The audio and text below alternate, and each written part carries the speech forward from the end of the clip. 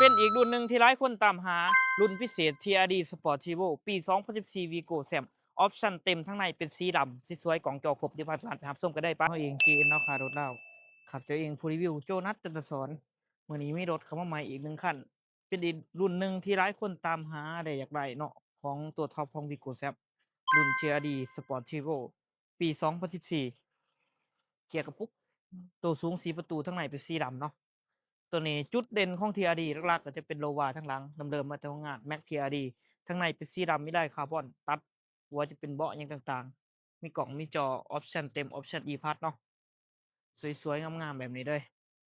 สำหรับรุ่นพิเศษ TRD เนาะราคาเต็มคันนี้ถืออยู่880,000 บาทมาเบิ่งรถจริงๆก็สามารถโอ้ร่วมกันได้ต่อรองกันได้รถอยู่ปากเซ่เด้อสุดผ่อนเทิร์นได้เป็นเดือนเป็นปีได้สบายสำหรับลูกค้าที่ซื้อรถได้ช่วงนี้ท้ายปีเนาะรับของแจกไปเลยตู้เย็นเนาะหม้อหุงข้าวหม้อแดง รับประกันดังการขาย6เดือนเนาะประกันภัยค่าทางเทคนิคขึ้นไปโอนซื้อเนาะ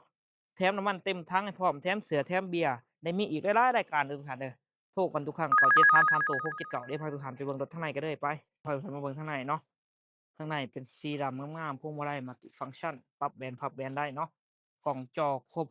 เนาะสวยๆงามๆเด้มีกล่องถอกกล่องถอยตัวนี้เบาะจะเป็นเบาะของ TRD เนาะงามๆแบบนี้สำหรับรุ่นพิเศษเจ้า รถเดิมโบตำโบปิ่นเด้อพาทุกท่านมาเบิ่งข้างหลังเนาะข้างหลังก็สะอาดสะอ้านเนาะรถเนาะงามเป็นรุ่นพิเศษเบาะแบบนี้เนาะหายากเนาะเดิมๆมาแต่โรงงานเด้ออาร์คเดิมๆจากโรงงานเลย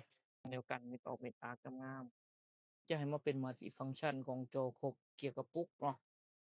สวยๆงามๆเลยสะอาดสะอ้านรถ6บกว่ามีครบทรงดอกทรงรางเน้นงามๆเนาะรถใช้งานน้อยอามีขอบตาสีดำเนาะให้พร้อมมีกล่องถอยเนาะ เดี๋ยวมาเปิดทางร้าน Mac Liner เนาะ Mac Liner ก็เดิมๆโลโก้ Toyota เนาะสะดุดใส่งานน้อยทั้งตอกทั้งถ่ายบ่มีการตำการปิเนาะรับประกันให้รถทุกคันที่รีวิวเนาะสวยแอร์มันเย็นเนาะเย็นหอนหลังพี่เด้อรุ่นพิเศษ TRD กับพิเศษก็จะเป็นนี่เป็นลายคาร์บอนเท่ๆแบบนี้เนี่ยก็จะเป็นคาร์บอนเด้อเอามาเบิ่งทางร้านผู้โดยสารเนาะจักดีแอร์เย็นตาบ่หลอกบ่โลถือว่างาม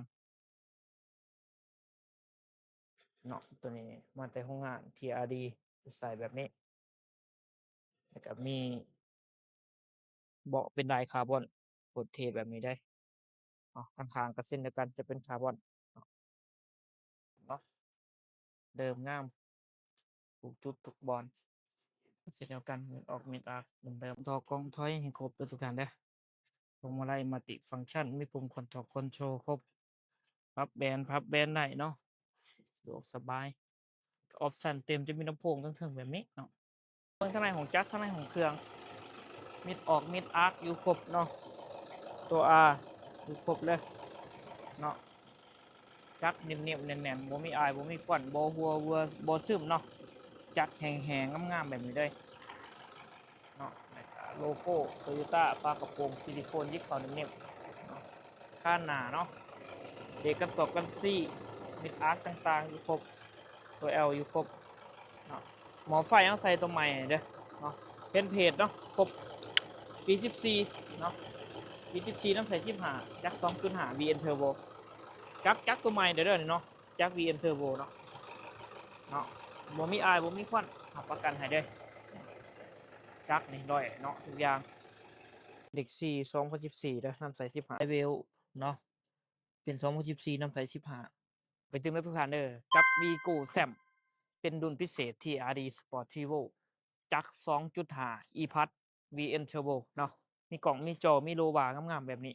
รุ่นนี้อีกรุ่นหนึ่งหายากไผมาก่อนได้ก่อนมีคันเดียวเท่านั้นอยู่ในห้างเนาะโอ้บ่ลบกันได้ราคาเต็มถึงอยู่880,000 บาทมาเบิ่งรถตัวจริงก็สามารถโอ้ร่วมกันได้ต่อรองกันได้โดยอยู่ปากเซเด้อทุกท่านเด้อสดผ่อนเทิร์นได้เป็นเดือนเป็นปีแล้วก็ช่วงนี้โพรโมชันท้ายปีของแจกของแถมหลายๆอย่างบ่ว่าจะเป็นรางวัลใหญ่ตู้เย็นเนาะหม้อหุงข้าวหม้อแดงรับประกันด้านการขายน้ำมันเต็มถังประกันภัยค่าทางเทคนิคขึ้นไปโอนซื้อได้ครบทุกอย่างเลยมีอีกหลายๆอย่างเด้อทุกท่านเด้อโอ้มาร่วมกันได้โทรกันทุกครั้ง9733โต679คิดถึงรถคิดถึงเฮา JN ดาวคาโดเราขับเองโจนัสเตอร์สอนขอขอบใจครับ